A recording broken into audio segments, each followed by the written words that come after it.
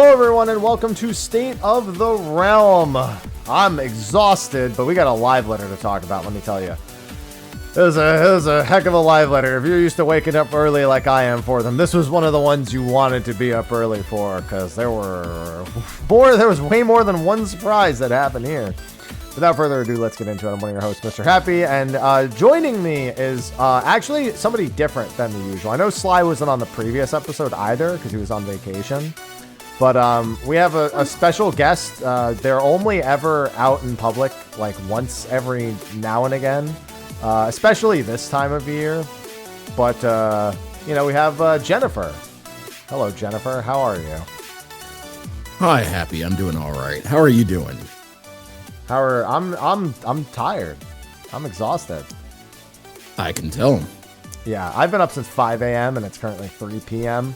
So my brain is telling me the day's over, but I have many hours still to be awake. Yeah. Got stuff to do after the show? I'm not going to go to sleep right after this, because then I'm just going to wake up at 1 in the morning and hate myself. So I don't want to do that. So I don't know. I'll play Osiris. I'm hitting shooting stars right now. It's just, oh no, my star's gone. I got to go find another one while we're doing the intro. The star's gone. No! World 6. There's some worlds. There's some other worlds that have it. This is most days with Osiris right now. It's just me hitting rocks for hours on end while I do something else. And you know what? I don't hate it. I found a new rock. Already. Gotta go hit it for the next 8 minutes. Yeah. Before we get started, dude, like my brain is all over the place. Before we get started, thanks to the sponsors over on Patreon. Thanks for Steel Series for sponsoring. We have the link, !Steel Series, discount code 12%. Nobody has to support, but anyone who chooses to, we appreciate you, because we don't do any paid content locks. Like, everything is just available as is. And yeah, that's all the energy I have for that, because I need to get into talking about something mentally engaging. Yeah, you do. I have to, or I'm going to fall asleep in the middle of this episode. It's bad. I had all my coffee. I had an extra Diet Coke for a little bit of a caffeine kick before this. I ate food right before this. And I'm still just like... And some of it is because this was a wild live letter, Sly. Oh, yeah. There was, like... I was just expecting the run-of-the-mill... part one live letter, you know, not a lot of footage, a lot of pictures, a lot of explanations of things we kind of already knew.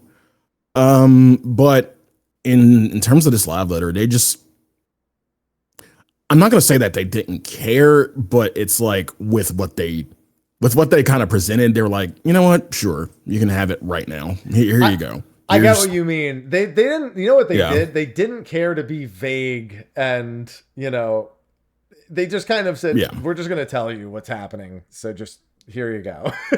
Just all on the table for this one. There's just surprises left and right the entire time. So that just doesn't happen. That doesn't happen even in part 2 live letters, realistically. There's usually like one surprise.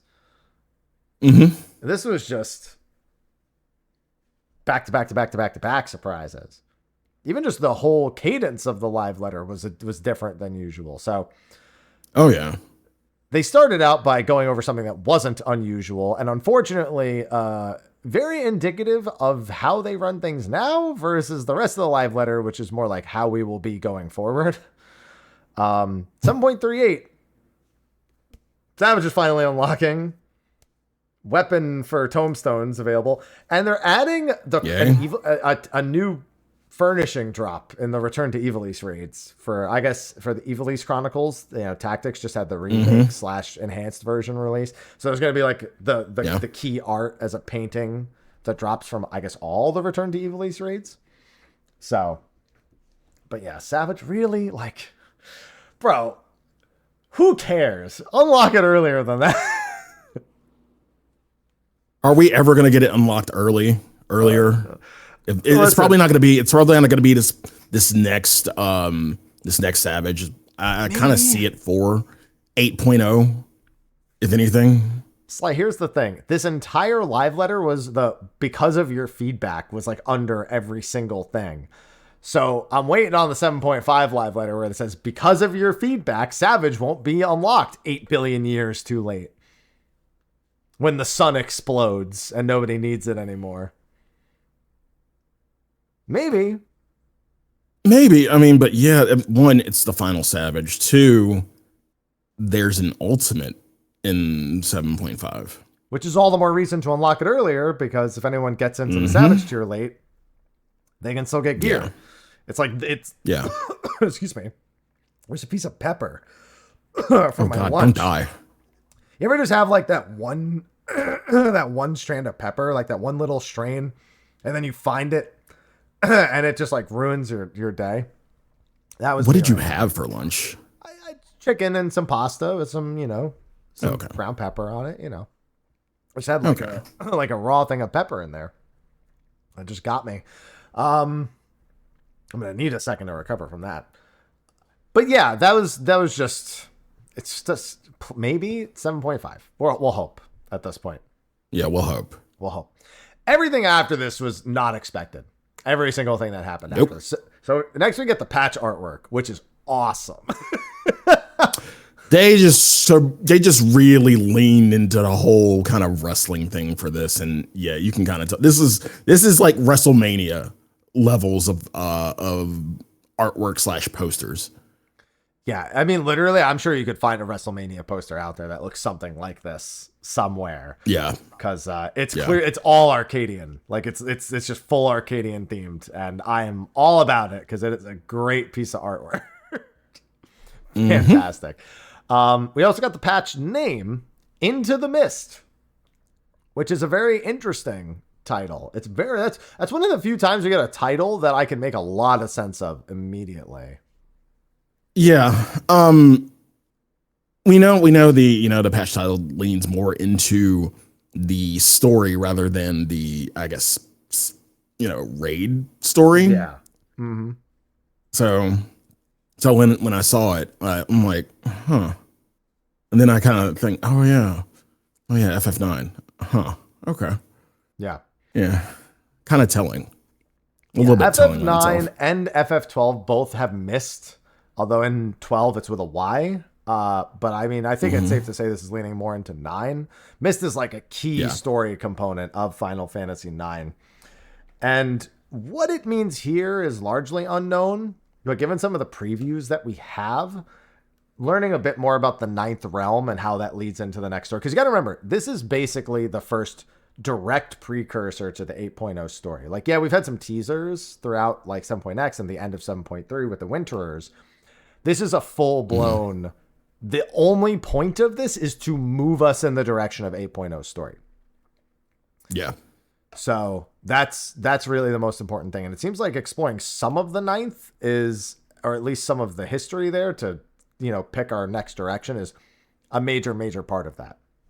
So I'm very curious to see where that goes. But one of the biggest surprises, normally they tell us an approximate time of the patch and they go, early December, middle December, something like that.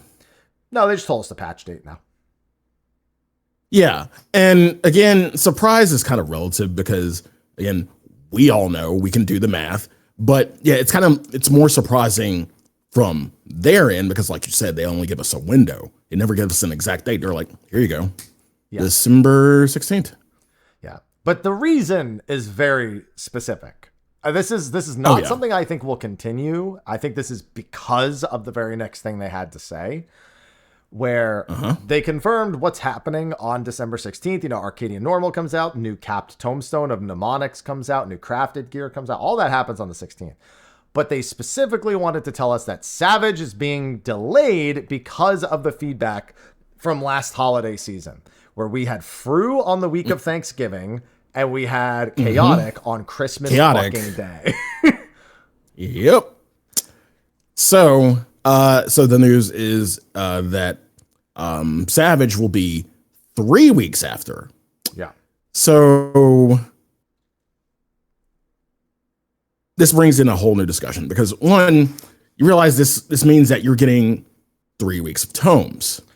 Sly, technically, we get 4 weeks because the morning The of day of. Savage unlocking, we will have 2 hours to cap tomes before it comes out. So we actually do get 4 weeks of tomes. That's insane.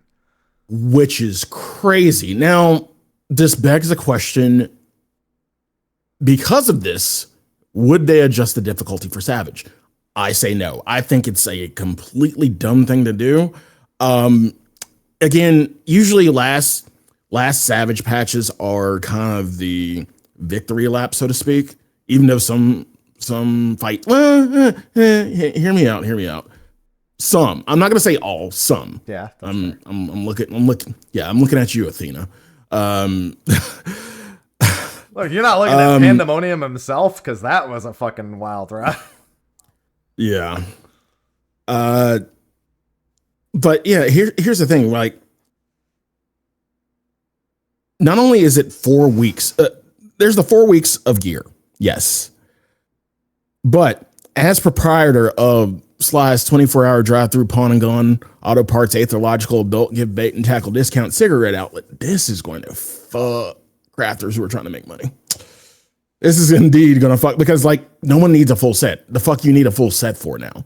Like you're kind of mathing. We're already mathing out. Okay. What will we need?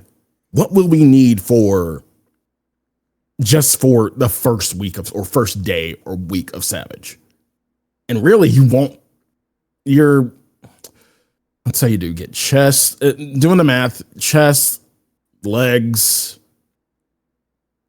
ring, keep crafted ring.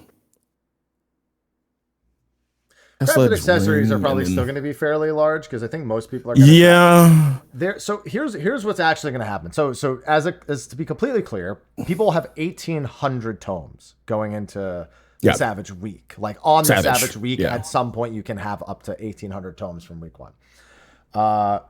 With 1,800 tomes, you will, in any static, designate one person to get a weapon. So that one person will be minus 500 immediately. So that person. No. This is now you're going on the assumption of, I guess, world first teams or hardcore teams who will get to the fight where that drops the tome for the weapon. I'm of the opinion that everyone, if you are pugging and you plan on beating the second fight in the first week, you should have 500 tomes saved and eliminate. If you're in a static, only one person's going to you're going to designate one person to save those tomes. And I would actually argue, while we'll have all the extra gear and it's way overkill, it might be the only time it's ever made sense to do at least one split clear if you're like a world first team to get a second weapon, because it should be relatively quick, but only if you're really quick and you don't wipe on the second fight. I wouldn't do it otherwise. But the point is that all people planning on pugging, if you should 100% make sure you have 500 tomes spare in case you win the weapon on the second fight. So bear that in mind as well. But I think in terms of even just looking at 1,800 tomes, sometimes that's almost enough tomes for every BIS tome piece you could need. And you're looking at anywhere from like 3 to 5 pieces. So everything that isn't the best in slot is still going to be crafted. But the difference is you have 4 weeks you have 3 weeks to obtain the crafting. It's not even just about it not being relevant. It's that you have 3 weeks of market fluctuations, which means you can wait very long and get them for much cheaper, instead of just trying to wait a couple of days and getting them a little bit cheaper. Because the only reason why people need crafting gear day 1 is to do the EX trial, which we'll get into in a little bit, which you really don't need a full set of, pentamelded crafted for. So I don't know why anyone would spend a ton of gil the day of outside of sheer impatience. Yeah, and I'm like, in terms of myself crafting for people, I'm not even really pushing to advertise, hey, do you want your shit day 1? Do you want it done? No, because that'd be stupid. And I realize that. I mean, some crafters will take advantage of that and say, hey, if you want to pay for it, sure. But I know you're not going to. You're smart. I think. I would assume, yeah. Sly, sometimes being rich means more than being smart. Right. I mean, and I could take advantage of that, but I know, like, it's just stupid to even throw the money out there the first day of patch and say, hey, I want a full set. No, what the fuck you don't? You're getting tomes. If you're playing the game, you're getting tomes. If you're capping every week, you'll be good by the time Savage comes out. So I'm not even going to fucking worry about advertising. It's just like the day of, it's like, okay, what the fuck do you need? Just let me know. That's it. Yeah, a crafted weapon will also probably fall to the wayside. Some people would get it instead of getting an EX weapon. You'll have 3 weeks to get an EX weapon now. So that will probably mean less people buying the weapon for their main. Even for their alts. I mean, honestly, the crafted gear will also be really good for alt jobs. And if somebody needs to roll swap the week of Savage, they may consider some extra sets. But I think more people are going to be committed to the idea of whatever they have their tomes in. Because Pentamelded versus unupgraded tome is not like... I mean, it is a big difference. The big thing is the health, but it does also add up to a good amount of damage, even foregoing the pentamelts themselves. Honestly, probably the biggest hit is the pentamelded crafted bodies. Those take the biggest hit in terms of value this patch. Nobody's going to need Nobody needs it. Nobody's going to need it. And I'm going to tell you right now, if you have a certificate, save it for 8.0 because that's when it's best, is in 8.0. That's what I was going to say. That's what I was going to ask or say. It's kind of weird now because there's really nothing. Yeah. There's no alternative to. Yeah, no. God, that man, this is fucking weird. Okay. This is fucking weird. And I mean, I'm not mad. I'm disappointed. I'm not. I'm good with this. Fuck it. I know you are, yeah. But from the money side, from content side, I'm like, great, sure. Like, you actually do care about Chroma. Thank you. From the money side, it's like, fuck. Okay. Well, there goes like 100 and something million gil potential. Maybe. Yeah. I would have also said anyway, even if they weren't doing this, anyone should have saved their certificate anyway, because the big difference between expansion launch and the other 2 raid tiers is expansion launch, crafted gear becomes available the same day as Savage, which means the pentamelded bodies become available same day. So they have the highest demand at the start of an expansion. That's when it's easiest to get 20-25 mil for them. So, yeah, I would have said no matter what, don't spend it on 7.4. But even more so now, definitely don't use your certificates on 7.4. Huge waste of money because people will not buy them for nearly as much. Back to what you said earlier about them, whether or not they would make you gear up more. They've already pretty much said no because most people aren't world first raiders. And while some games have a different experience for world first raiders than they do for the average raider, ours doesn't. It's just a matter of having the efficiency to get it done week 1. And now we'll just have more gear, which means DPS checks will probably be a good bit lighter, but it'll still be the mechanical check. The big question is how many mechanics we'll skip at the end. With this amount of gear, there is a chance that high-end groups will just skip the last mechanic of several encounters. Just putting that out there. So essentially you see this as a short world first race. Yeah. This will be no more than a 2 days. The encounters would have to be in fucking sane for this to be more than 2 days. Like Quantum is practically harder than several of the final Savage tiers with how specific it is with a lot of its requirements. And even that was done fairly quickly. So there's almost no chance this goes much past the end of the first day into the second day for like the majority of major teams. I don't see that happening. So just saying. Yeah. So moving forward, we got a few MSQ teasers, mostly vague screenshots and a very damp Lalafell, but she's just sweating like crazy. But it looks like we are visiting either a simulation or some equivalent of Treno from Final Fantasy IX. Makes sense. Does that excite you? You seemed really excited about going to Treno. Well, like again, it could go to one of two ways. It could be like another domed area, or it could be like one of the simulations that we've gotten through the past few dungeons that we've gone to. I'm along the lines of that. This is probably a domed area. Yeah. Setting us up for where, like, kind of setting us up for where we're going to go in 8.0.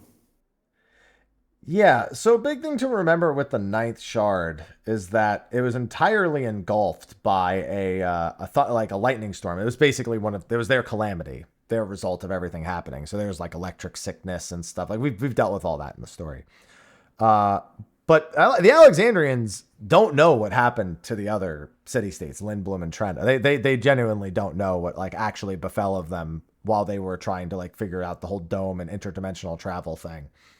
So we don't know what happened to the rest of the ninth. We don't know what happened to the other civilizations. We've only had like little glimpses here and there of things. And I think this is actually Treno. The only thing that is weird for me, and maybe they'll do this in reverse. Normally we do the dungeon and then the trial.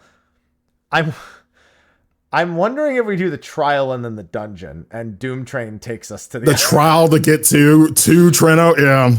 Yeah, because we didn't get to that yet, but the trial is Doom Train, Guardian Doom Train. Yes. Yeah. For some people who may not understand, yes, that's exactly what I was getting to. Yeah. Yeah, like different from Phantom Train. Guardian Train from FF8. I want to say? Yeah. Yes. Yeah. So, Doom Train, this version of Doom Train is only in Final Fantasy VIII as an optional Guardian Force that you can craft with 6 Remedy Pluses, 6 Steel Pipes, and 6 Malboro Tentacles, and a Solomon Ring. And then that makes Doom Train. So I definitely didn't expect Final Fantasy VIII's Doom Train to pop up here, especially with all the Final Fantasy IX themed stuff that's happening. But this actually presents a very unique opportunity for the dev team to right a past wrong. Something they screwed up ages ago, they can fix it with Doom Train. Please don't say it. Please don't say it. They can finally use Man with the Machine Gun as a boss theme here. They missed every opportunity during Eden, and now they can fix that by giving us Man with the Machine Gun as a boss theme in Final Fantasy XIV. Just saying. They can finally right this wrong. Why would I not say that? It's a great theme. I thought you were going where chat was going and saying, "Hey, you should suplex. No, you should let us suplex the train." You don't suplex the Final Fantasy VIII train. No, come on now. I'd rather they let us suplex the minion, the Phantom Train minion. That makes more sense. Yeah, wrong train. The Doom Train's never been suplexed. This is not a suplexable train. That's just not how this train works. No. But yeah, that's our new trial. I wonder though. Final Fantasy VIII theme boss 8.0.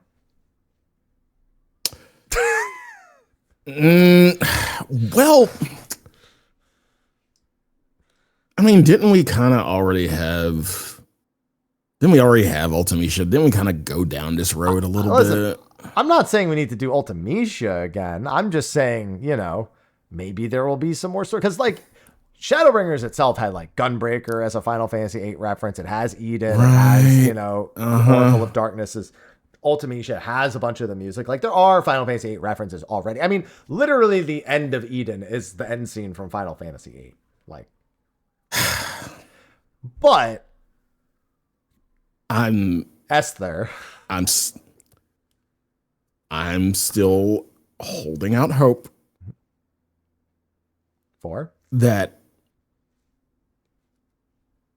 8.0 we praise you, Evan, and we fight Sin, and we get everything except Blitzball. I think 8 definitely will be the no 10. Blitzball. We know there's no Blitzball. Yeah, I think eight's going to be 10 coded. I don't honestly.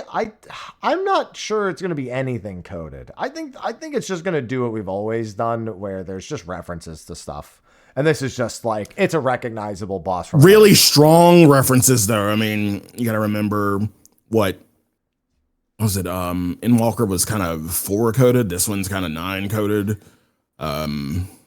Yeah, but not every expansion has been like Heaven's Ward isn't any particular Final Fantasy. But it's coded. been no. I'm saying like the past few expansions have been really consistent. Do you think they deviate from that again?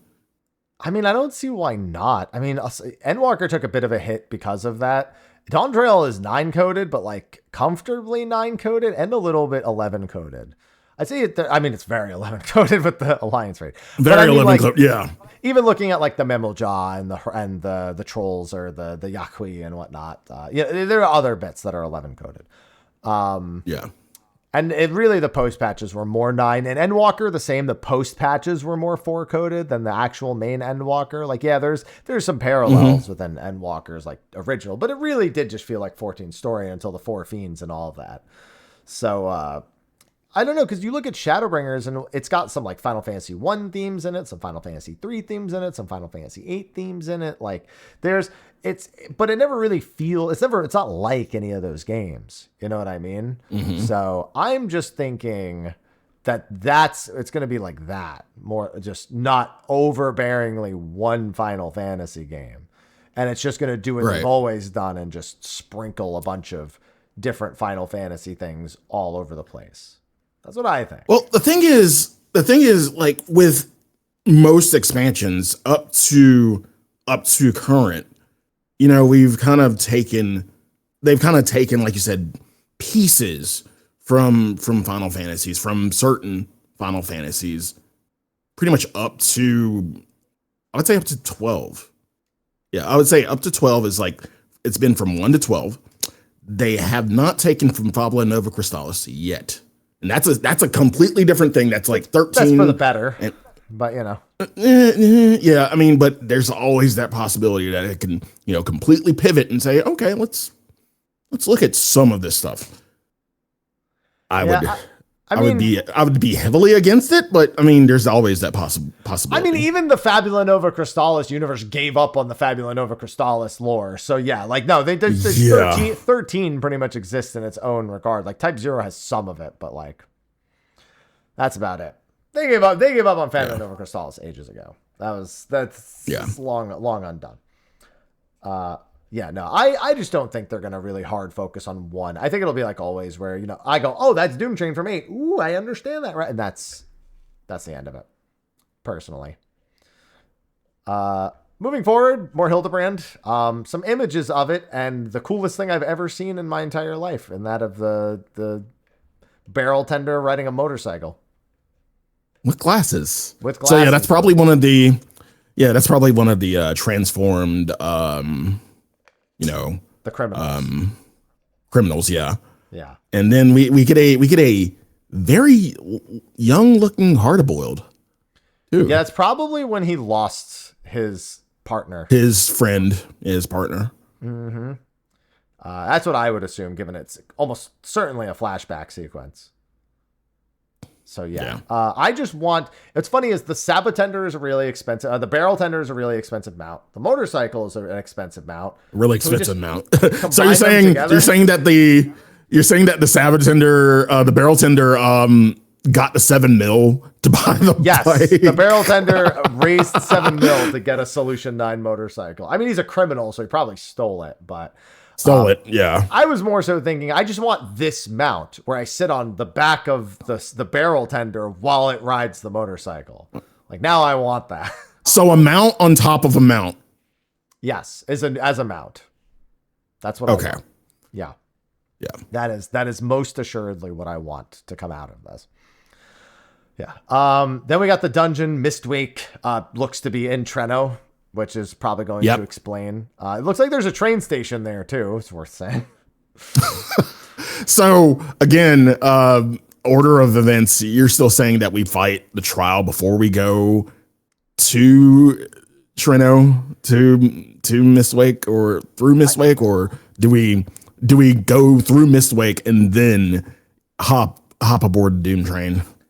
I think it's hard. I don't think it's impossible to say, but like, it'd be a nice change of pace to get the trial first. I mean, people are also very regularly complaining about having to do a bunch of story in a dungeon before they can unlock an EX trial. So the trial coming first is not that far out of the realm of possibility. And especially because in the last patch, one of the biggest pieces of feedback they got was having to do that whole puzzle section before getting to the EX trial. Now, obviously, I'm not saying they'll do this every time, but it's not entirely out of the realm of possibility to hear that, you know, people were annoyed at having to do all the you know, more involved stuff before getting to do the unlock. So I think it's a very high possibility that the Doom train takes us to this location in some way, shape, and form. But you know, anything could happen. I just also noticed that this is inside of a dome, and Doom train is very clearly not inside of a dome. No. So, hell on rails. We'll see how that ends up panning out. Man, I just forgot how hideous he is. I mean, Guardian Doom Train doesn't look that hideous, to be fair. I mean, it kind of looks... I mean, it was you know, graphics at the time, but yeah, they made him look way more hideous than he was in FF8. That's just because, you know, like you said, graphics are better now. So, 'cause he looks exactly like that. I know that face. That is Doom Train. That's how I recognized him immediately. He's that ugly in Final Fantasy VIII too. It's just the graphics aren't as good. Interestingly enough, in Japanese, Doom Train is called Glacia Laboris, which is the name of the boss from Circus Tower. Just thought that was funny. Mm-hmm. I didn't know that until now, but you know, that's a funny one. Then we get Arcadian. We get to see a single arena, which, are you not entertained? Now, were you thinking along the same lines as I was thinking in terms of mechanics? Because he said, wow, oh, gee, of course you can fall down here. I wonder if the tiles are going to do anything. And kind of leaning into the whole gladiator thing. That coy motherfucker, like, man. If it's like thumbs up, they'll go a certain way. If it's thumbs down, some of them like go a certain other way. I'm hoping that there's, at the very least, if somebody dies, I hope that there's a giant thumbs, like somewhere, if somebody dies and like the crowd is displeased or something, that there's some sort of reference to the thumbs up, thumbs down. Mm-hmm. Either way, I want something to happen with that. Then we also get to see one of the contenders, a red-haired, now I'll say this, a red-haired Ellison. I don't think a red chocobo is going to be a soul, but if I was ever going to think it would be her. Oh, God. Because there's Red Comet. All of the souls are monsters that at least feature in Final Fantasy IX, and the only red chocobo in 9 is like one that you raise. It's not like an enemy that like casts meteor. Like that's not a thing. So that's the only thing keeping me from it. But you know, she's there. And then we have Cody Rhodes. Cody Rhodes, goddammit. He looks like Cody Rhodes. If he doesn't come up like Cody Rhodes does at WrestleMania, where he fought Roman Reigns, where he just comes through, like they just raise him up, like I'm gonna be so mad. They're missing out. Again, this whole thing, this whole Arcadian storyline has been wrestle coded. And another slight little thing. I don't know if you remember or like even heard about it, but Soken. Soken did Kenny Omega. Oh God, Kenny Omega's theme for Wrestle Kingdom. So we might get something wrestle coded from Soken. We'll see. I mean, I wouldn't be surprised. Something more Attitude Era would be fitting. Yeah, for sure. I think. I don't think he would go Attitude Era. I mean, like it would probably be along the same lines as what Kenny had for Wrestle Kingdom. He used Omega's theme. Like yes, it was a remix version, but it was still just Omega's theme. Yeah. I would prefer something more attitude error coded. I think it'd be funnier. I also like how everyone started wondering, I was like, why does the guy look like Urion J? And then even Yoshi P's like, Urion J? Evil Urion J? Young Urion J? Those are Cody Rhodes colors. Well, Exactly. I don't know about colors, but that's all. I'll leave that to you guys. Yeah. New Unreal is Tsukiyomi. I thought they were going to skip Tsukiyomi, but I guess they've deemed it's not too difficult, and maybe after Suzaku, but that's going to be a lot harder than Seiryu was. So I hope people are ready to actually wipe on Unreal weekly again, because it's going to happen. Don't fuck up meteors. Yeah, I mean, even the last phase gets a lot of people. Like, it's a lot of animation reading, and people tend to panic a lot in that last sequence. So I'm a little worried about that, too. Mm-hmm. But the meteors is definitely the biggest thing here. It's a super big fail condition when it comes to Tsukiyomi. Yep. So we might be looking at another Suzaku here, depending on how it's balanced. Yep. Duty support's getting a few things more than we thought. We knew about Zamiel Darkhold. I'm surprised to see Ormvale here as well. Ormvale. Yeah. Yeah. I thought that would be next patch, but I guess next patch is going to be Shisui of the Violet Tide and Steel Vigil. And then they'll have all of them done. So that would make sense. But they're also adding kind of like a pity system to the dungeon. So in the trials with duty support, the few that are there, you basically get stacks that you can use to resurrect if you die. So it just consumes one and you get back up. They're doing it so you have to fight a boss normally the first time, but if you die and wipe, it gives you a resurrection stack after that. So if you die again, you'll get up one extra time. And then if you still wipe, it'll go up to 2 stacks, etc., until you actually clear the dungeon boss with duty support.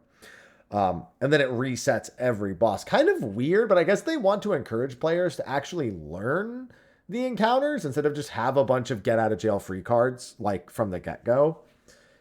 Because then they're not really teaching you anything. Like, they're just teaching you, oh, well, if you die, the game will just save you. Instead of you died, try again, but we got you if you screw up again, kind of thing. It's like the first time is your dad throwing you in the deep end of the pool with no swimmies. And the second time, it's your dad throwing you into the deep end of the pool. And then if you can't swim, he throws you the swimmies afterwards. He gives you the swimmies, yeah. Yeah. It's ass backwards, but it works. Yeah, it is. But they're doing that now for duty support dungeons. So that should help players at least learn at a more casual pace, I feel. Yeah. Then we got PvP updates, Series 10, new action adjustments, and a new frontline map. Huh. So Rival Wings is just, nobody gives a shit really on the dev team. Yeah. They're really Revival Wings. Yeah. They're just like, no, they got the Revival Wings thing. We'll stay out of it. No daily roulette. No daily bonus. No Astrologos coming back. No, new frontline map instead. Yep. Warcore Cherte. Yeah, I think it's like Cherte or I don't know how it's pronounced. It's cool. It's an Urkapacha map. That's all. Yeah. That's all you need to know. It's an Urkapacha map. Yeah, they didn't go over the rules. They said they'll do that in the next live letter, but it kind of looks like King of the Hill with a few bonus objectives to me. So not too unlike Seas or Unsal Hakar, but it also is going to have like a weather system that causes things to happen on the map. So that's about all we really know about it. Yeah, hopefully it's better than I'm not the hugest fan of the Nadam, but hopefully it's better. I would say it looks like it's going to be better than the Nadam. As long as it's better than Shatter. Anything's better than Shatter, but as long as it's better than Shatter. Always catching strays. Oh, shit. Is it really a stray if I'm aiming directly at it? Just saying. Shatter always. Stray implies I was aiming at something else. I was aiming at Shatter. I mean, shitter. Yeah. And then, of course, from the Golden Saucer side of things, new Air Force One. Yeah, I've wanted more Air Force One for a long time. I've been a huge proponent of it. I wanted the ability to queue into a harder one. This one just looks like it's different and a little bit more involved. The big difference, so it's in the Sedalis, which for those who don't know, that's Hullbreaker Island. And it's so Hullbreaker Island that the last boss is a Kraken. is the Kraken. Yeah. This thing will not stay down. No matter how many times we beat, like how many times have we gone up against the Kraken? Like what, twice? This will be the third time. Yeah. Third time. Yeah. Yeah. God. And then there's the Octo Kraken technically too, but that's a different thing altogether. Yeah. The Octo Mammoth more specifically. Close enough though. Yeah. It looks like it's an actual like boss fight at the end of it too. Like you have to like maybe shoot the tentacles or like shoot projectiles out of the sky or something and defeat it. So yeah.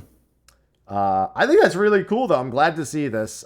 What I will say is this. I hope this isn't what they meant when they told us new Gold Saucer attraction. Because, like, this is the equivalent of getting, like, a new jump puzzle in Leap of Faith. It's not really a new attraction so much as it's a new map for an existing attraction. So, people may remember we were told we were getting a new Gold Saucer attraction sometime at some point to this expansion. I hope this isn't it and that this is just here you go. Now. Yeah. Like, this is cool, but it's not what I had in mind when they said that they would do a new Gold Saucer attraction. So, time will tell. We'll see. Then, Phantom Weapons. Yeah. Interesting. Very interesting section. Oh, actually, doubling back. I want to double back to the PvP section. There was a correction in the translation after everything was done. Or an addition to the translation after everything was done. They said they are looking at bringing back old feast rewards in replica form. Maybe not 7.4, but soon. Yeah. Do you think that includes the ranked mounts? Probably not. I think it does. I don't think it. I think reskins so that the people who had the originals still do. But I think they're going to bring them in. I mean, reskin. But at the same time, they're ranked mounts. No matter how you reskin it, it's still the same fucking mount, just a different color base. Yeah. Well, as we'll learn later in this expansion, sometimes that's the best they can do. And the question is, and I'm not going to lie, one of the big things that I don't like about the current ranked mode is that the only thing to spend the ranked trophies on is the weapon skins. If they put mounts behind those, I will go back into ranked.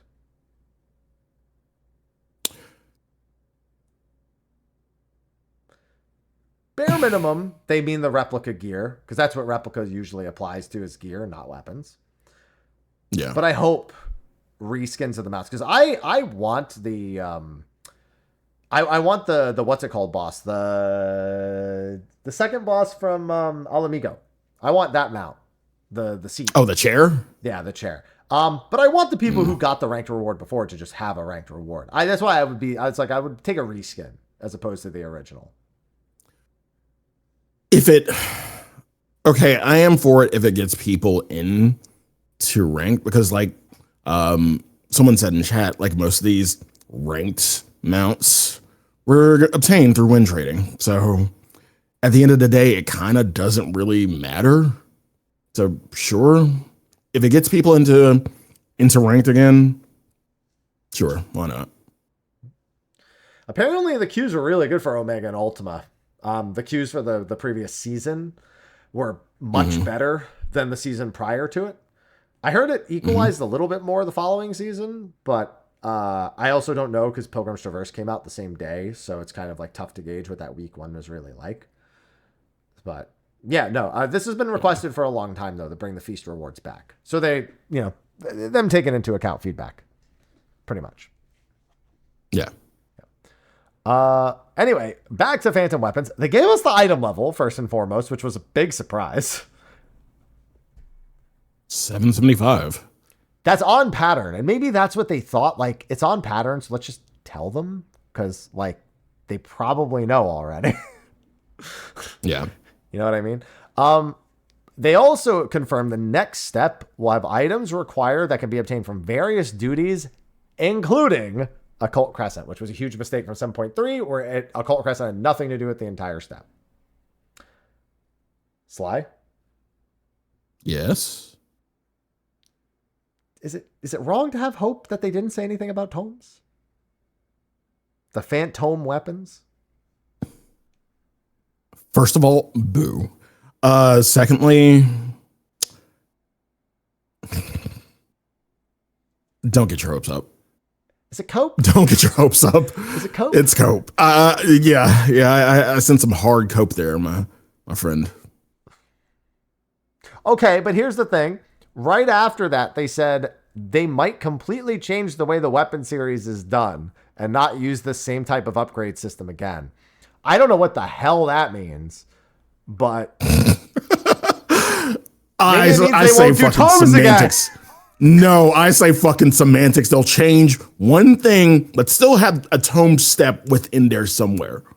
It's like, hey, it's not the same. It's fine if there's tones as part of a step. Partial.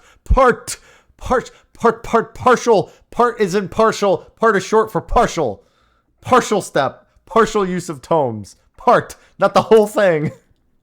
My man is coping hard. My man is coping hard over here. Oh, true. It'll be 2,000 instead of 1,500 tomes. True. Mahjong. Yeah. There you go. Great. Okay.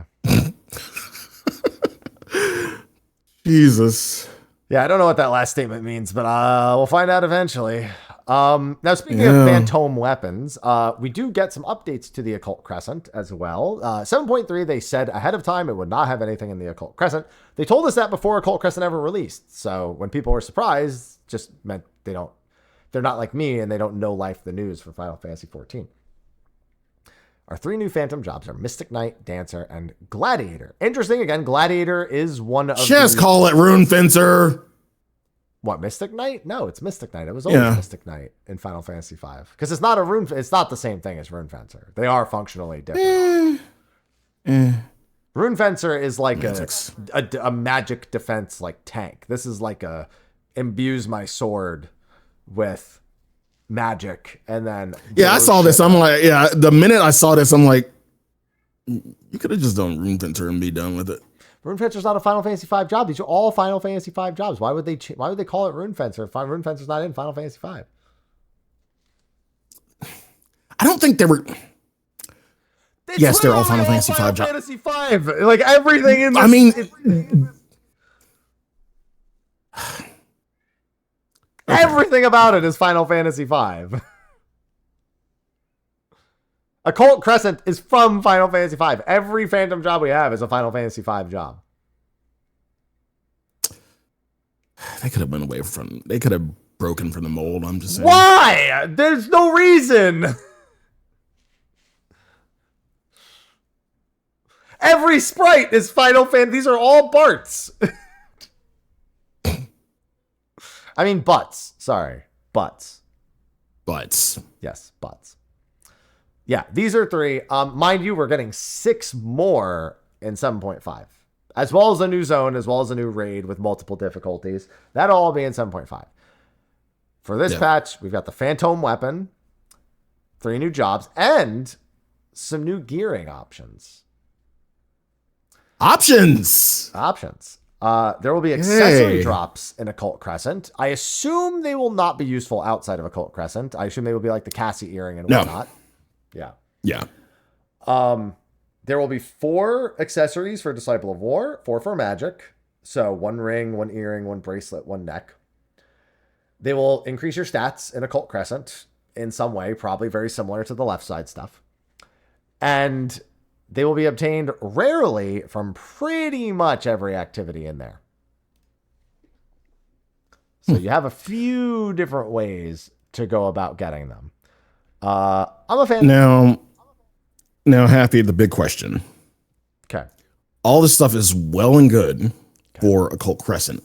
Okay. We know we're getting the next location somewhere down the line. I can't remember. Was it 7.5-ish? 7.51. I mean, 7.5X will be the next zone. That will be the Northern Horn.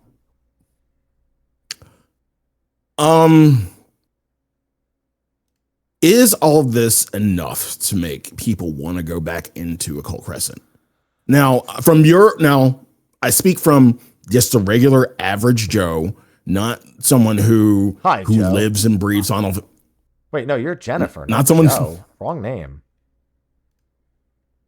not someone who lives and breathes the content like you would probably go back in just to get the Phantom Jobs and, you know, maybe some accessories and call it a day because content, right? But the average Joe who's like already done Occult Crescent, probably already done Fork Tower, got their clears, yada, yada, yada. Is this enough for them to go back? The average Joe did not go near Fork Tower. Some average Joes. Okay. I think most people will want to go see what the new Phantom Jobs do, and I think most people do actually like working on the weapons. So if you give them a reason to do both, they're at the very least likely to peek inside, unless doing it on the outside ends up being just that much better, usually. But it's going to entirely depend on the relic. I don't think the extra Phantom Jobs or the promise of new accessories is going to have much of any impact. I think in the long run of this, when it's no longer recent content, it will have a better impact there than it will have now, personally. Because this is also going to be a nerf to Fork Tower in a sense, because you'll have more gear. Yeah. So as long as you're willing to do the coordination, it's going to be a little bit that much easier. It's already insanely fast. There's like 12-minute speed runs of Fork Tower already. So, Jesus. Yeah, no, they're fucking juicing. Like, it's crazy. The worst part about Fork Tower now is Dead Stars forcing you to get to the enrage phase because you can't kill them beforehand. That's like the worst part of the whole thing. But no, I think it's entirely based on the relic and how it is to do inside Occult Crescent. I will say, combined with the 7.3 changes to make the carrots more accessible, I'm going to be very intrigued to head back in. I'll definitely be spending a good amount of time in there, probably about a week at least. Depending on, well, I mean, it depends on how long it takes me to get. It really depends on if the relic ends in tomes after an initial step again. If I can do all of this step for every relic in there other than just collecting tomes, it will be more motivating for me. If there's tomes involved, then once I've got everything once, then I'll probably dip out. And again, with the Phantom Jobs, they put it behind gold, I'm guessing. Gold or silver, yeah. I doubt they're gonna. I mean, I couldn't see any of the drops. I couldn't see it being like, for some reason I couldn't see it being silver, and like they're not going to attach it to a one of the fates. Yeah, a C or a fate. Yeah, they wouldn't unless they haven't outright said, hey, we're adding new CEs and fates to Fork Tower. They're not going to add any new fates or CEs to the. There are actually a couple of spaces where there is room in the map. Like it almost feels like they left space to do some, but I don't think that's the case. Yeah, I don't think they're going to add any. So yeah, I think I'm leaning more towards gold for these Phantom Jobs. Yeah, we'll see. I mean, you got to remember that Magic Pots and Happy Bunnies give a metric ton of silver and gold now too. So it's a lot. Like, you got to remember, a gold chest is like 1,600 gold or something now. And I think it's 1,000 silver and 1,600 gold for a gold chest from either Magic Pots. Well, bunnies are guaranteed gold, but a Magic Pot chest is that much too. So yeah, it's crazy. And then, they reconfirm, there's another new zone for 7.5 and then another tower with multiple difficulties. So there will be a Castrum and Dalriada equivalent and a Fork Tower Blood difficulty equivalent. Good. Something for everyone, as they stated going into 7.3. No, like I feel like the theme for this this live letter, the subtitle should have been "As per everyone's feedback."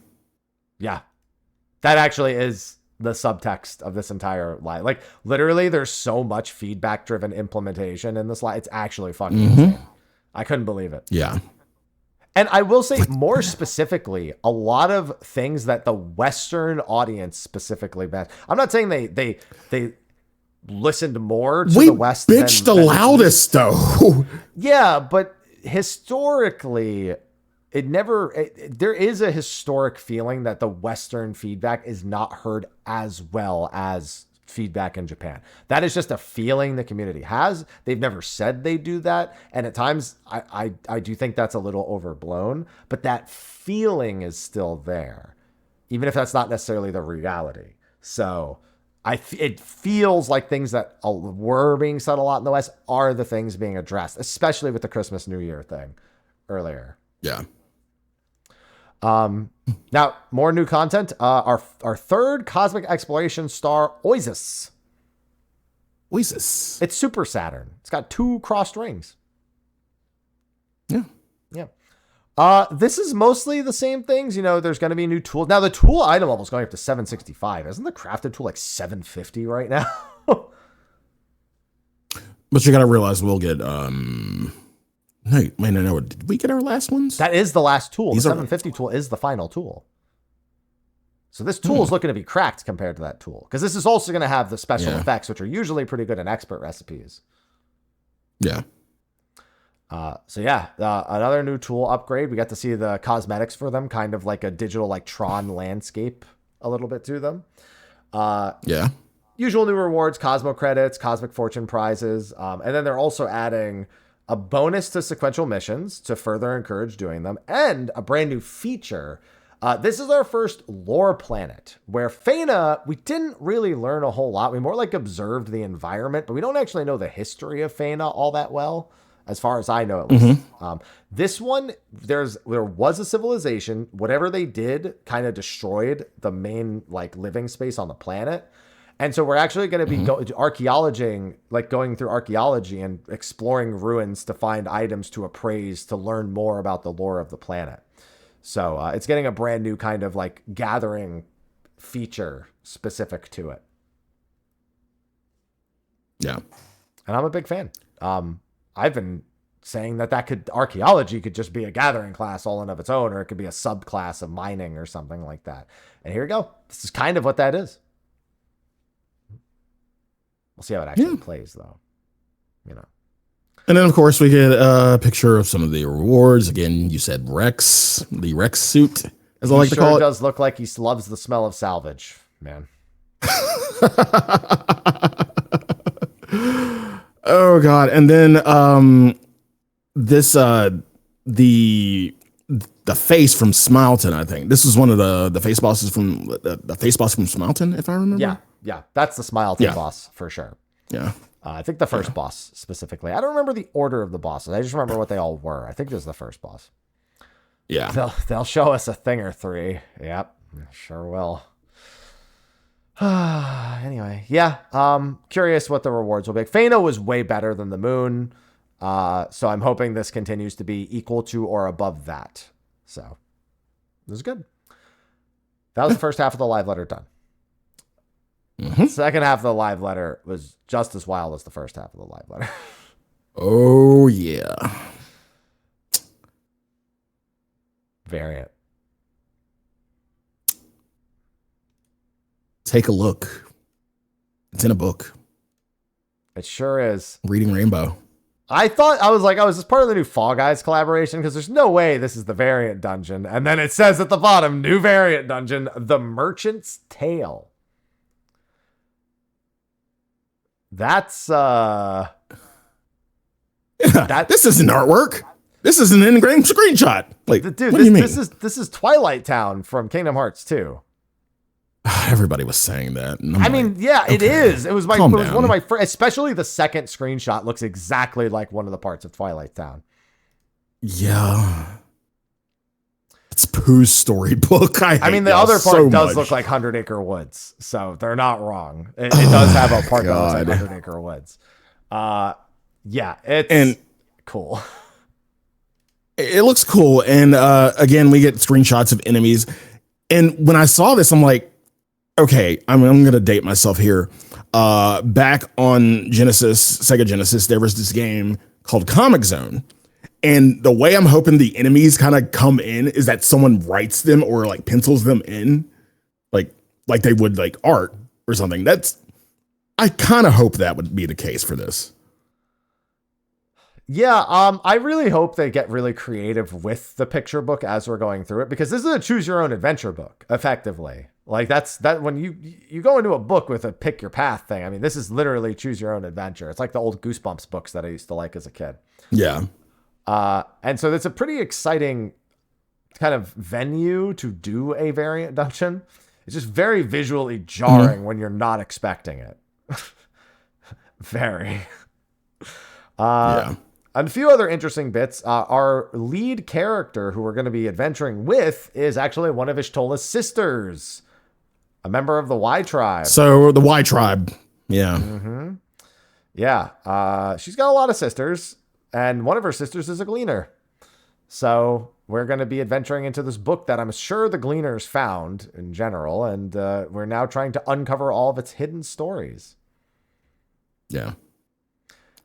So and then take of course, a bunch of time. Oh. Yeah, they explained a bunch of shit here. This is how variant dungeons work. You know, I can't blame him for doing this because, like, obviously, with every bit of content that we kind of return to, yeah, this is how so-and-so works. This is how deep dungeons work. This is how variant dungeons work. Yeah, we're going to get this from here on in. I mean, people join in the game at different times, so I understand it. I'm no sweat off my back. I'm not mad about it. No, it's just funny when you have been playing a while and, like, you get it, but you're just like, you just point and go, I understand why they're doing that. Yeah. So they do all that. They explain this is how it worked before, and then they quickly explain Criterion and Criterion Savage, and explain basically what Criterion Savage were. I don't need to explain it again right now. And then they go, and now we're changing all that. So variant dungeons are the same. If you liked the variant dungeon experience before, you will like this one. Although it does come with one added benefit, which we'll get into later. That is, I think, going to be. It's going to help it a little bit. We now have Variant Dungeon Advanced. So what this is it gets rid of all the trash and gives you a way to challenge all three of the main variant bosses in any order. And then each of them has their own individual loot table. And if you defeat all three of them, you get a bonus. And this is slightly harder than Variant. Not much harder, but it's slightly harder. So it eases you into a little bit. You can queue in with 2 to 4 players. You just can't do it solo, but 2 to 4 players can do this.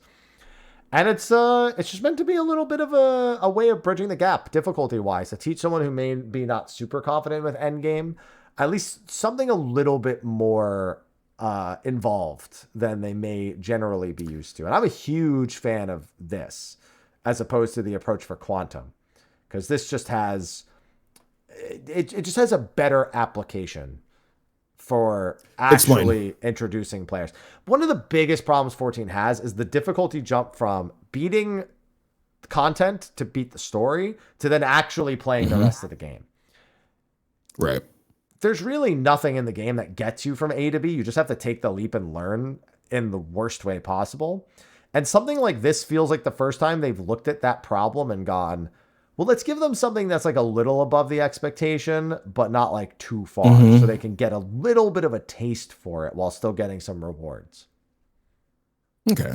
So you feel like this is kind of like the intermediary to bridge the gap between, regular, dungeon, normal trial content to, I wouldn't say extreme, but more savage. Like this probably, like you say, bridge the gap between that. I think it does bridge the gap closer to extreme, because I think the jump from normal to extreme is a big jump for a player who has no experience. Then extreme to savage is less of a jump, because sometimes the first and second fights are pretty equivalent to the extremes, but we'll do a big jump again usually for the third and fourth fight. I kind of disagree. Well, I disagree for one reason, and it's just time. I want to say back in the days, back in my day, I would say the earlier expansions, I feel like that gap was bridged through curiosity. Not really curiosity, a little combination of curiosity and then just wanting to do the content. Whereas now, I don't know how this divide got bigger, but I would say probably after, I want to say Heaven's Ward is where the divide got bigger. Like in ARR, I guess you did normal and then you did hard when it was hard. And then extreme maybe because you just wanted to see it. Now, like, I want to say after Heaven's Ward, the kind of curiosity left and the want to do the content. And now they're kind of, giving people who might be intimidated accessibility, because that's what it's been about. I think with Quantum, that's what they wanted to do, but the execution was a little bit off. I agree. This one kind of feels better than Quantum in terms of bridging that gap. I think it presents better, but I also think that this is filling a different gap, because I think that Quantum was more about bridging the gap on the upper level closer to Savage and Ultimate, like some like pieces in there, like a gradual slider that gets you up to something feeling more Ultimate. Like this to me feels like the lower end bridging of the gap, where it's the casual content into something closer to like an early Extreme or Savage encounter. Now, granted, we don't know what somewhat harder than Variant is. We know it's not as hard as Criterion. We know it's not nearly as demanding, and it can be done with 2 to 4 players. So, you don't really get the full experience. But we know that it is a step up in difficulty, and the game has historically failed to provide good ways of stepping up into harder content. So, to me, I'll agree with that. This feels like a step in that direction, and it is a much needed. Like, you're right that curiosity was the main thing, but you had to come an overwhelming jump in difficulty. And same deal. Your dad throws you in the swimming pool with no swimmies. That was what it was like jumping into the raid tier. The only swimmies you got were the 7 people carrying your ass as you died over and over again. That was it. Yeah, the difficulty curve has always been a thing, because it hasn't really been a curve. And when it comes to, going from content to supposedly named harder content to other named harder content, like it's been all over the place. And it's been, difficulty is always going to be subjective, no matter the player. So even still with that, like, you would say, hey, this Savage feels a little bit more like an EX, or hey, this Ultimate kind of feels like a Savage a little bit in certain areas. Yada, yada. Not even Savage level anymore. Sorry to say. Damn. But yeah, like there's never really been when it comes to content, there's never been a difficulty curve amongst the separation of the difficulties. It's just been, more so subjective based on experience and skill, I would say. Mm-hmm. Yep. And I'm really hoping this is a step towards something better. I really want to know. I'll leave what I was going to say next for later. I'll get into it in a little bit. And then there is still Criterion, which seems to just be like it was before, but there's no trash mobs at all. Mm-hmm. I'm indifferent about trash mobs. I thought the trash packs in Criterion were really cool and creative, but at the end of the day, they are just obstacles to stop you from getting to the bosses, and the bosses are still the main thing that you're after while you're in there. So I would have taken it either way. I actually kind of preferred having the trash mobs, but I could see why they got rid of them at the same time. One quick side note, though, when it comes to the variant bosses, all that jazz. Yeah. With Variant Dungeon, you go through each individual route. I know. Yes, Sly, I know. Oh. And then there's the secret boss. There's secret boss. Why is that not being utilized? I don't know. Why is that not being utilized? Why did they didn't allude to it? So I'm going to imagine that it's probably not a part of that boss rush, because they just put 3 bosses. They didn't put the secret boss in. They didn't allude to it. We all know there's a secret boss. We've gone down this radio twice now. Right. They don't really allude to it. It's just something that you do each path and then get to a secret boss. And it's not being utilized at all in Criterion, in the variant boss rushes, and I'm wondering why. Don't worry, they're totally adding the secret challenge quantum mode in 7.5x, where we can collect offerings in Variant Dungeon and Variant Advanced in order to challenge the quantum secret boss. It's coming, I promise. It's not coming. Anyway, no. Now, keep in mind, this is regular Criterion also. This is not Criterion Savage. Criterion Savage has been axed entirely. Totally saw that coming. Yeah. Which begs the question, and this is probably an important question to you and a lot of other people that we've had for so long in this content. I know what it is. How them rewards looking? Yeah, how them rewards. Yeah, of all the things he couldn't comment on and didn't comment on very much, the rewards was one of them. All he showed us was a couple of glam sets and a mount and said, we'll talk about it later. And I said, that is not. Hope you like materia. I sure hope he doesn't say that later. Hope you like materia. He's not going to say it. He's just going to leave it there for your imagination. Hope you like materia. Ain't no fucking way, man. Ain't no fucking way. You know what they might do also? I just realized, not in the, I guess kind of a reward. They might make it so there's a title called like Flawless Criterion for doing the regular Criterion without any deaths and within a certain time frame. They might do that as opposed to Criterion Savage, because Criterion Savage, like, yeah, they eventually get a weapon, but they might do like a Flawless Criterion achievement or something like that. That would surprise me, because we are going to be able to raise here. It's just going to be with the action instead of the raise. Like instead of raise spell, it's that bonus action that everyone gets. So more than likely, Phoenix Downs will be locked out of this. Yeah. Definitely no Phoenix Downs either. Variant for sure, Phoenix Downs, but not Criterion. Yeah. Now, one other thing that they didn't mention until the last bit, variant dungeon can be entered at level 90 and use the level to 100. Nice options. Gotta love them. I absolutely. We have deep dungeon and we have deep dungeon and we have variant. So it's just a matter of which is faster, or I guess which is faster, which kind of gets you from 90 to 100 quicker. But either way, it's another option, and I'm all for it. You also have the challenge logs for Pilgrim's Traverse. We don't know if there's any challenge logs here yet. They didn't mention any, but the fact that challenge logs exist means that a mix and match of the two would be nice. What's good here is this one's level 90 and Pilgrim's Traverse requires 91. So at the bare minimum, there's a gap that you can fill from 90 to 91. Yeah. Which you would normally fill with just a day of roulettes, but I'm just saying, maybe you do more than one job from 90 to 91 in a day, and you can't do the roulettes. It's up to you.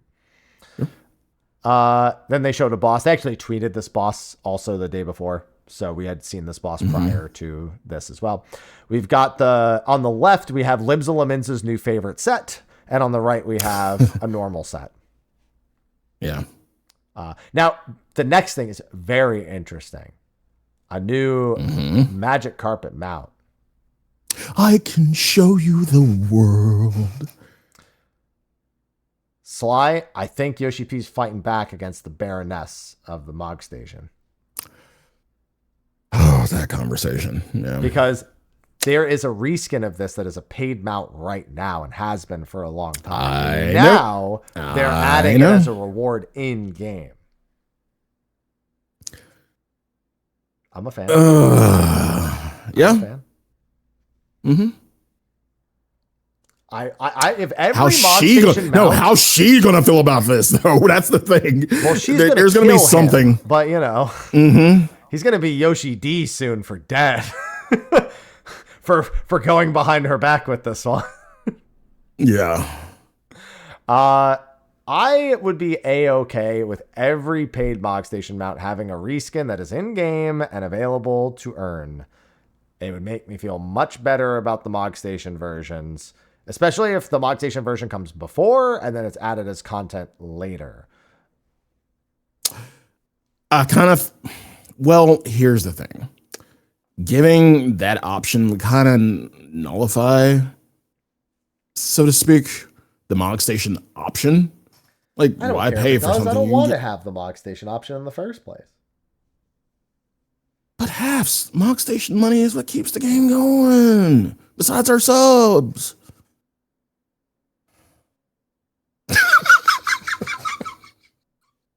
I will say this. That fucking look right there. I will say this. at FanFest, when they unveiled the Mog Station, it was stated that Mog Station would go exclusively towards Final Fantasy XIV staff. The subs never were exclusively Final Fantasy XIV. Any of the other service fees, retainers, whatever, none of that has ever been exclusively Final Fantasy XIV. We were told the Mog Station does exclusively go towards. Now, I think that it's been 11 years since we were told that, and that is not the case anymore. But I will say, at the very least, your statement is in line with that for the time being. You know, I'm just saying. I don't really know what I'm saying, but I'm just saying. Okay? Just saying. I'm just saying. I'm super saying right now. Nice. Yeah. I tried. God? What? Super Saiyan No, God? I'm not Super Saiyan God. That the God question mark really threw me there for a second. I was like, God? What does God have anything to do with this right now? But we'll see. Now, unfortunately, they just didn't mention the rewards. And I can't be anything but apprehensive, because the problem with the old variant and Criterion wasn't the systems around it. It was the lack of motivation to do it that killed it. Like, they could have left it exactly the same, or even just axed Criterion Savage and stuck a bunch of armor and upgrade rewards inside of Criterion, maybe given a few more things to variant, you know, like having it being levels great. But the number one feedback from it before was the reward structure. And that has not been addressed right this second. And as such, I am still as nervous as I was however many minutes ago. Rightfully so. Yeah. We really need to know what is going on with the rewards. Please. That's a media tour question. That's a fucking should have said it now and they'll have to say it in part 2 question. That's not a media tour question. This comes out in like 2 months, 3 months. Media tours are happening before like, again, if it's not said in the next live in the next live letter, table it for media tour, because we're probably getting a variant Criterion in the next expansion. We need to see these rewards. We need to see the result of feedback now. Not then. This is now, or this is never going to get made anymore. I'm just saying if it doesn't. Saying if it doesn't, I'm showing up at FanFest and being like, Yoshi P, side room right now. No excuses. I have to be on stage in 5 minutes. Don't care. Answer this question first. Please. Haps. Please. And then Haps gets kicked out of FanFest. And then I get kicked out of FanFest. Yeah, there you go. Next thing. The good news is I'm going to Disneyland. Gets kicked out of FanFest. I'm going to Disneyland.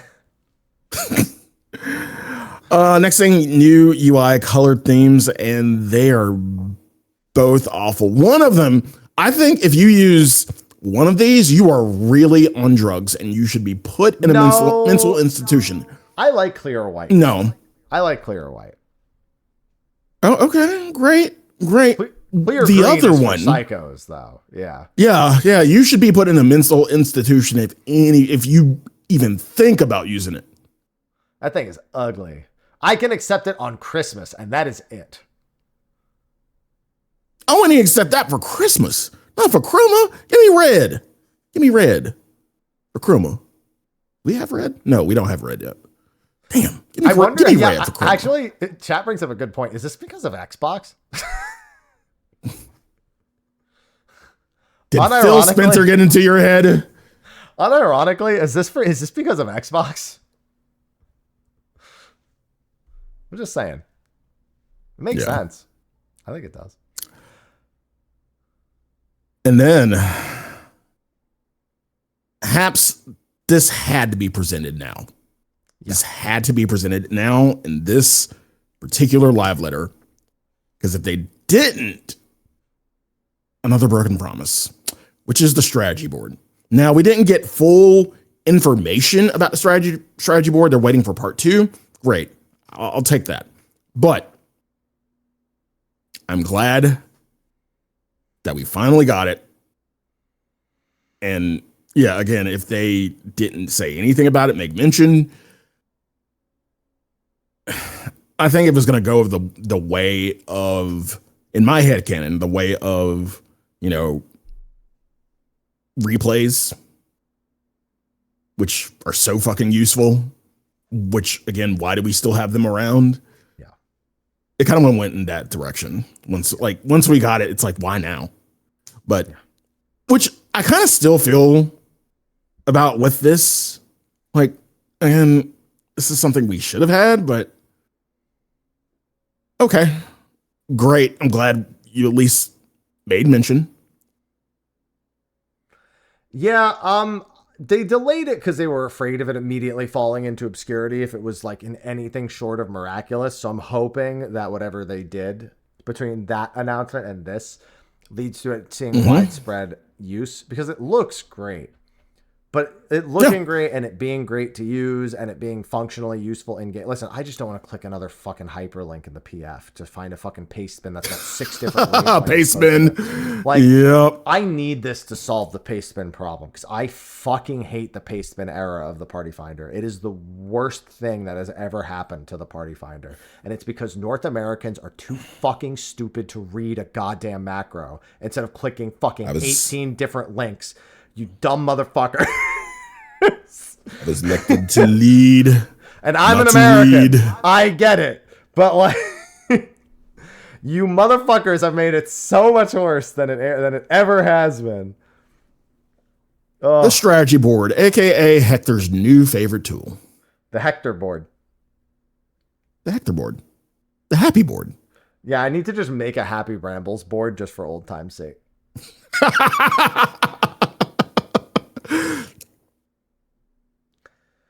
Yeah, hopefully the iteration is good. And they said they're still going to add more to it, but I hope it's good. I hope it's good. Yeah. Another major quality of life increase addition is the command panel. It is a new UI element that you can toggle on and off that holds up to 100 hotbar actions, mostly meant for things like emotes or job switches or stuff like that. So you don't have to make a billion extra normal hotbars to do it. Yeah, throw your LB on there if you want to. Why don't you? Do that. Don't do that. This is fantastic. I mean, this simplifies hotbar customization so much. Yeah. And people were already asking for more than 4 pages in the chat. Like the moment it was announced, like we have 4 pages, 25 each for 100 total. They're like, so when are we getting 8? Immediately. Don't put tank stance in there. Stop it. I already said I'm gonna do a YouTube video. I beat the Omega Protocol, but only with the command panel. Oh God. Oh man, that would be fun. Oh, okay. Yeah. Now, Haps, this live letter has been a thing full of surprises, and this next one didn't disappoint. Did not. Glamour. Not just glamour. Job glamour. Meaning, if you saw the picture, you saw a Dark Knight with White Mage Glamour. Dark Knight weapon, White Mage Glamour. It was Dark Knight. You saw a Paladin. You saw a Picto in Paladin Glamour. We saw a Fishing Dragoon. And I love Mina's notes right here. I'm coping hard right now. Yeah. We all saw it. We all knew exactly what the proper route of our cope would be. Mm-hmm. Yep, it's finally happened. They are removing pretty much all. So I shouldn't say all. There are still some glamour restrictions, and I'll get into the specifics in a second. But irrespective of class, job, and oddly enough, level, which means that in theory, let's say you beat top and you have the ultimate fists and your monk is level like 30, you can just equip your ultimate, not equip, you could glam your ultimate weapon for the entire leveling process. But it's pretty cool. Now I will say There are still some restrictions. They've been gradually removing all the gender restrictions on equipment. We've been seeing that patch to patch. So that's just been gradually being chipped away at. Those need to be entirely redone because they're like made for specific models. So they don't naturally work on other models. So those need to be done manually. Whereas this is like equipment that everybody it's already made for everyone. They're just getting rid of the restrictions that made it so you had to have like some sort of other arbitrary thing to actually do it. There's also the few racial pieces, the ones like a Vieira exclusive one, for example, those are still locked to the races. Yeah. As well. And then there's also the random, I'm pretty sure your Grand Company pieces require you to be part of a Grand Company. Not a whole lot of pieces, but that is another restriction that's still in place. But the like 95% of the game is now completely unrestricted appearance-wise.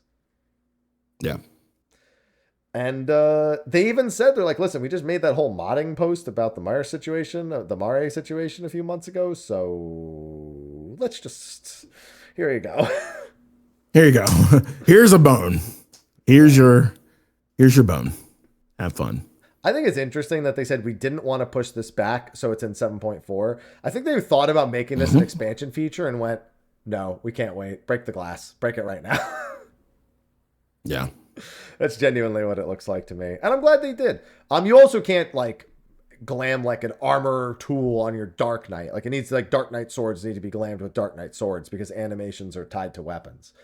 But I mean, everyone's already coming up with like a ton of ideas. Dude, the most recent Crafting and Gathering set, I was like, those would make great combat glam sets. Now they can be. You can craft in your PvP gear. That's going to be funny. And yeah, I didn't think this would happen, and it has. There we go. I felt like this kind of felt like a FanFest kind of announcement. You know, can remember when we got the double channels, two channel die. Yeah, this would have been a really hype FanFest announcement. No, live letter now. Yeah. Want it now. Yeah, it's I definitely think they wanted to do this, but they wanted to save it for FanFest, and they were like, no. Yeah. Go now. Do it now. Go now. It does come with a little bit of a reminder that the things they wanted to do for housing are still not ready, and they actually go into a huge technical explanation about why it's not ready. It has to do with CPU load and CPU caching. CPU kun. Yeah. So there is a full, we're not going to go over it because it's very technical and not worth us. Even if we're reading it verbatim, it's hard for it to mean a lot to a lot of people. You have to care. Yeah. But they do go over why the housing thing has taken so long. And they said when they're done with the housing thing, then they're going to go back to doing glam dresser and glam plates and all that stuff. So it's just a matter of priority. So one thing at a time, which that's fair. It's fair, but man, people are going to be feeling the pressure with this. With this update, it feels like maybe glam dresser should have taken priority. I don't know. I mean, in the grand scheme of things, I kind of would take this over housing over glam dresser. Like, I feel like that's more important. Yeah, but here's the thing. Everybody in the game has a glam dresser. Not everyone in the game has a house. That's how I think of it. Okay. Now, they did also make one last little note here. During this entire technical explanation, at the tail end of it, something, a little bit of a bombshell that they dropped very casually. They were like, I'm going to actually read the exact quote. It'll be better if I do. Okay. That. Yeah. The plates are the same as well. You can imagine the servers go RRR over this. Of course, being able to swap them instantly means it will involve some form of server communication and other factors. But beyond all of that, beyond that, we also want to add more content, especially as a future challenge where we want to add more things to do in public fields, which very specifically refers to open world areas where things like fates and all the likes would take place. Yeah. 8.0, listen, I'm still going to call it COAT, but 8.0 may just have more open world content or a rework of how open world content is done in Final Fantasy XIV. More instances. That is the opposite of what I think they mean. More instances. If there's more instances and the hunts are duplicated, there's more open world content. No. Again, it's just better. More nuts for tomes. Quicker capping. I'm for this. Bigger capping. Oh, that's cap all right. Absolutely. No, it's cope. No, it's cap and cope. It's both at the same time. I don't know how they did it. And then that was it for actual like patch 7.4 announcements. Then it was the FanFest reminder to get your tickets or to register for ticket interest. Register. North America. Yeah. You should, if you are a player, you should have an email. If not, there is a Twitter post, and then there's the link that they gave you in that that slide right there. So if you are planning to go to FanFest, go make sure you register for the ability to possibly get a ticket. Good luck. You're entering the lottery to be selected for a ticket. Yeah. Basically. So now keep in mind, if there are any left over, and there usually is some left over, a decent number for general sales. Those are a few days later, but good fucking luck dealing with general sales. Yeah. Have fun with that. God. So have fun. I know I, on the day of, will be, I'll just be streaming, and, I'll be in there too. So wish me luck. God damn it. But I'll be wishing y'all luck too. Well, Mike will probably be doing the same thing, like trying to get his ticket and wishing y'all luck and wishing himself luck. Well, I mean, the day of a lottery, they'll just email you a link, and then you have 2 days to like do it if you get selected. But we all know how the lotteries go. We all know that waiting on that little dude to kind of go to the front of the line and say, "Hey, it's your turn," yada yada yada. There's some fuckery that usually goes on, and it has happened. Yes, it gets weird on days like this when you have a system like this. I don't know what system they're going to use this time, but it gets weird. So either way, good luck. Godspeed. Yeah. We'll see. I'm intending on going, so we already have all of our accommodations. So one way or another, we're going. Like, if he's not going to FanFest, he's damn sure going to Disneyland. Goddamn right. Or both, but we'll see what the plan is. And then just the Eorzean Symphony has, tickets available now, and there's a pre-order for the JP Eorzean Symphony merch as well. And that was the end for Letter from the Producer Live 89. Most exciting thing is for Live Letter 90, it will be back down to 2 Roman numerals. Yep. Thank God for that. It'll be what, XC is the Roman numeral for 90, I believe. And then L is 100. That's going to be funny. 5 letter L. L. LLL. Yeah. So LLL, that's 300. What the? I'm going to be dead by then. Yeah, exciting times. That was a great live letter. Yes. Oh, yeah. Lots of surprises. Lots of stuff we weren't expecting. Yeah. And really solid. I mean, yeah. Most part ones are kind of run of the mill and they do the job, but this one, man, they went kind of ham. A little bit. Definitely a lot of break glass in case of emergency. It felt like.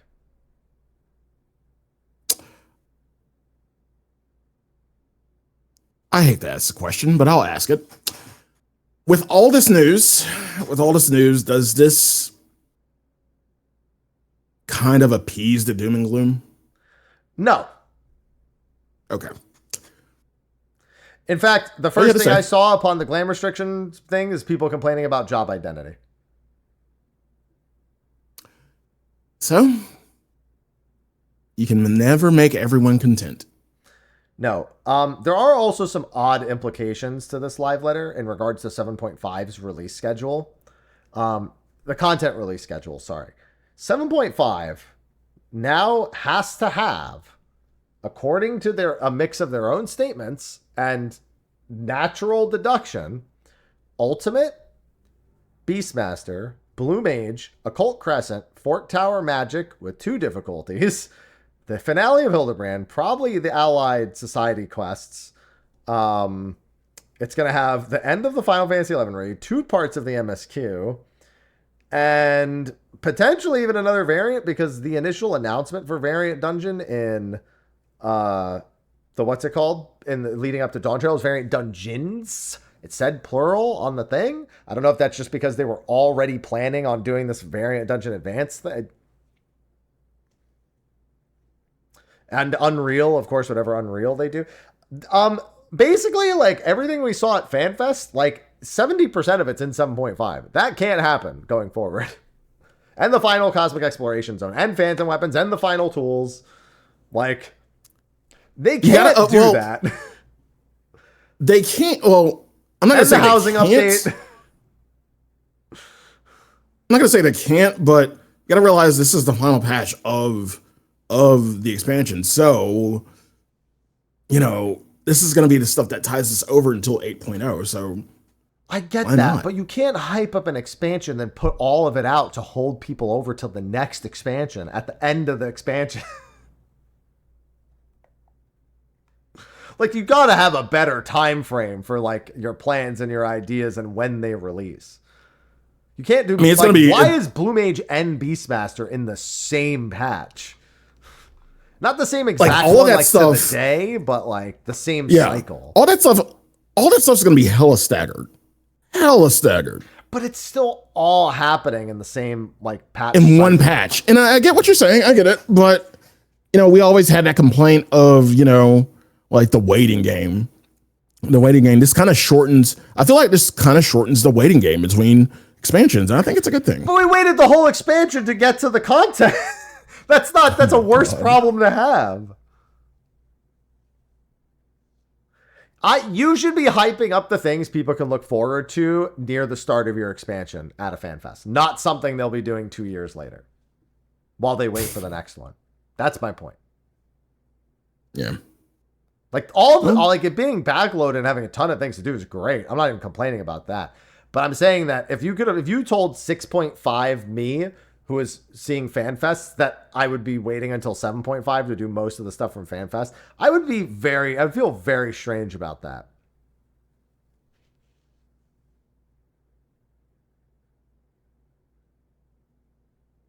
Just saying. So you would trade front loading an expansion for not having shit to do at the end. Why are we choosing as the thing? Like, why can't it just be? You can't, like, right now we can't have both. And that's it. We can absolutely have both. But what do you mean some of it won't make it? All of that is planned. We know all of that already. They're not just going to remove some of those things. Those are all the things they're doing.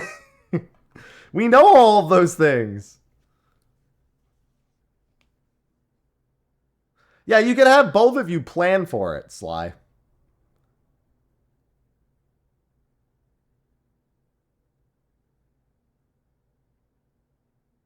Just feels like it was really unplanned at the end of it. But what if this was the plan? Then it's not a good plan.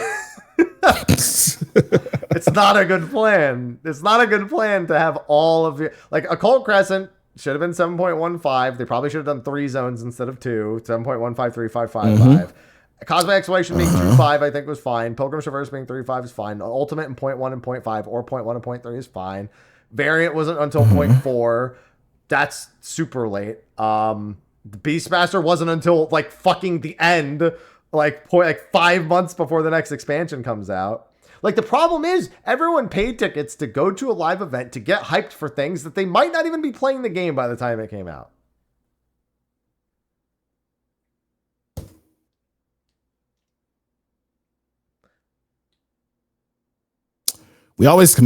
My thing is, we always complain about content levels, and have we had them? We always have them. The whole expansion. Yes, we have. Yes. So one major complaint, I mean, I wouldn't say major, but it's one prevalent throughout the community, is you know, it's not mine because I really just don't give a shit. Like the lull between expansions gives me time to one, get ready for an expansion, but otherwise, do other shit, and I'm okay with it. But I would be okay with having stuff to do in the game during the pre-expansion lull. Now, I agree that you should pace the content a little bit better to where some of your harder hitting stuff content wise and, fun factor wise is near the beginning. Some of the stuff that we eagerly anticipated. Again, that's all subjective though too, but put the more fun shit at the beginning. Kind of spread out the love a little bit between, I'd say 2.2 to 0.5. Spread out the love, and even still, leave some room for dessert, aka post 0.5 in the waiting game. But I'm still. The big thing is up until 0.2, effectively it was normal, savage, chaotic, Fru, and nothing else. And we bitched about that. We really did bitch about that. Especially this expansion, yeah. Like, there was nothing else. Like, yes, Unreal to do every week. Yes, the Alliance raid. But, like, there are pieces of content that are meant to encourage your players to log back into the game. All basically started happening at... you know what I would do? I would equate it to... Do you remember? I think it was winter of 2022. Square released like 7 games in like a 2-month time frame, and it was ridiculous. Oh yeah, they were making fucking bank. Oh yeah, I remember. No, they weren't. Most of those games failed horribly. It was like Diofield Chronicles, Valkyrie Elysium, Harvestella, which was great. Harvestella, yeah. Crisis Core Reunion. What's another one? There was more. There was a patch in there, so that's fine. There's something else I'm very much forgetting. And it's like, I don't know what it is. I remember what you're talking about. That was the year that Square was really going after your wallets. And I'm like, why are y'all hitting so fucking hard? What are y'all, the fuck? Various fucking Daylight. Forgot about that. Oh God. That was an Apple Store game that got ported over at the very least. But this feels like that, except it's everything everyone wanted happening all at once, and then you're just like, there's not enough else. Like this, they need to plan for this. What they're doing now with like 0.3 and 0.4, they have these Pilgrim's Traverse things that like, we're making sure that it has the quality of life and the majority of people can play the majority of it. And there's something for the people who want something a little harder. And then we also have the Cosmic Exploration Planet that has the upgraded tools, but also has these additional rewards. And we have like 7.3 was paced pretty well. We just got over Pilgrim's Traverse and Quantum, and now we're having the discussion about 7.4. Like, that pacing needs to be consistent across the whole expansion with that same ideology, that you don't just front, and they've already said that they consider this as a problem, where they put Ultimate and Chaotic back to back with none of the other content that the majority of the player base was actually going to do happening in that time frame. That's what needs to change. They can't do that anymore, and they can't tease things that aren't going to come out for 2 years, like Beastmaster at FanFest. Don't even bring it up. Just surprise us with it later, as far as I'm concerned, because it's worse to know it's happening and to watch it not happen for 2 years straight.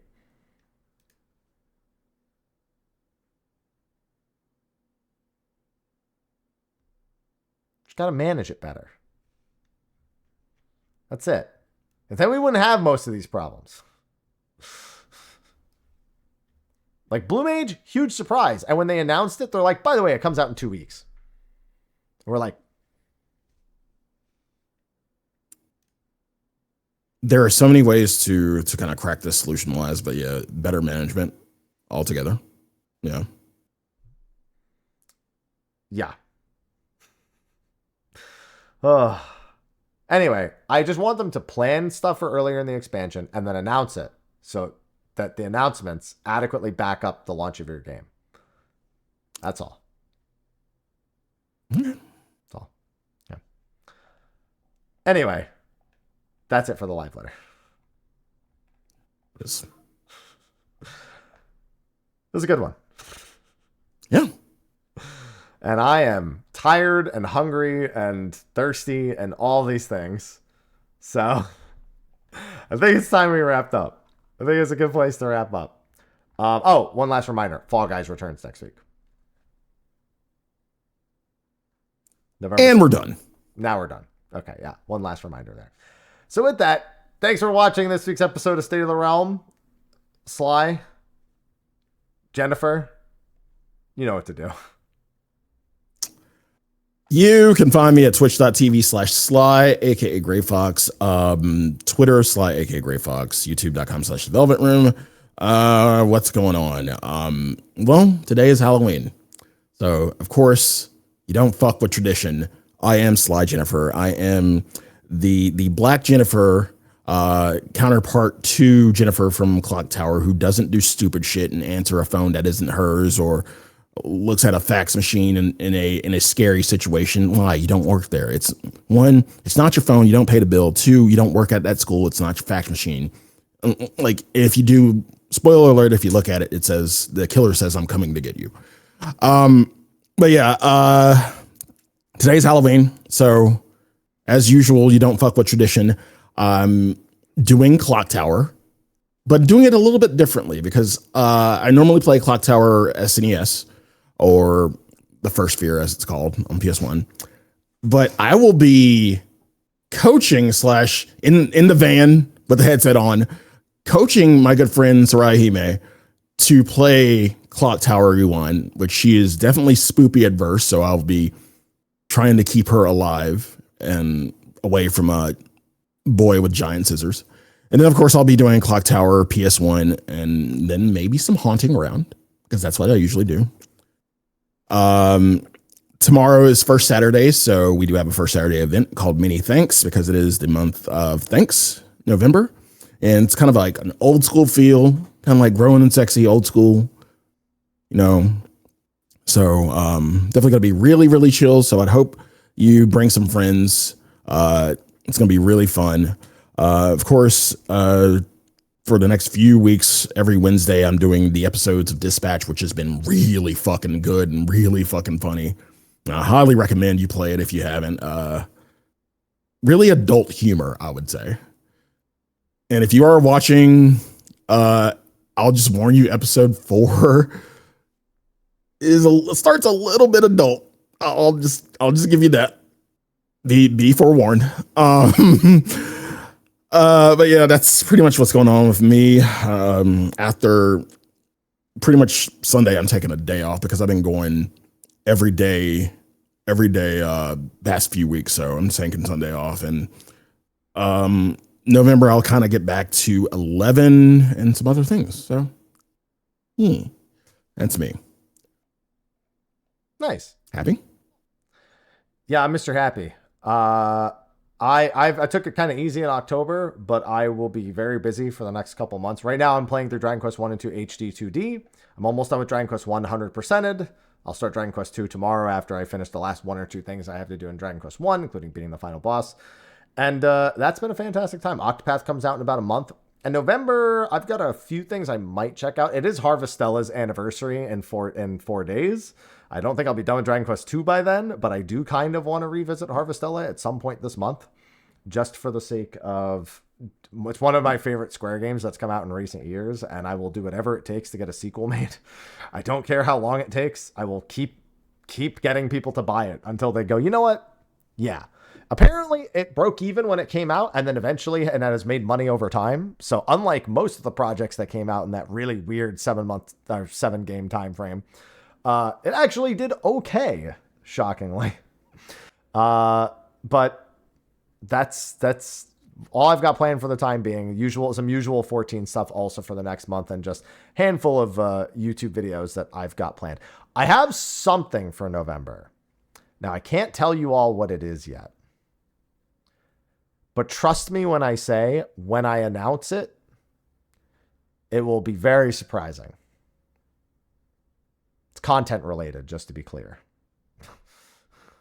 Just want to be clear about that. because I don't want people thinking anything else other than it's not Blitzball. It's not Blitzball. Stop it right now. I'm not replaying Xenoblade 2. It's not Blitzball. Stop guessing these things. It's not happening. I'm not allowing it to happen. You're banned. All right? That's it. But yeah, I can't wait to show you guys something that I currently have in the works, and I'll probably have more to share maybe in the next week and a half, something in that vein. Yeah. So that's what I got going on. But with that, that's going to be a wrap for our show. Thanks again to Steel Series. Thanks again to our patrons for sponsoring. They don't have to. All of our content's available for free. There is no paid content locked behind anything. There's no behind the scenes or anything. What you see is what you get. We just appreciate all of you who have supported or choose to support as we continue to produce the show. But I don't know if we'll have a show next week just yet. I might have an idea or two, but we shall see. I'll see what my schedule looks like for the next. She's getting married. No, I said it was a content thing. I'm not streaming my wedding when I get married. That's not fucking happening. 0% chance of that. It's not content. But we're going to do a very short post show. And then I've been streaming for almost 12 hours now. So I want to fucking stop. So we're not going to be very long here. So enjoy on YouTube, enjoy in the audio only format, and we will see you next time. Until then, bye-bye. See you soon.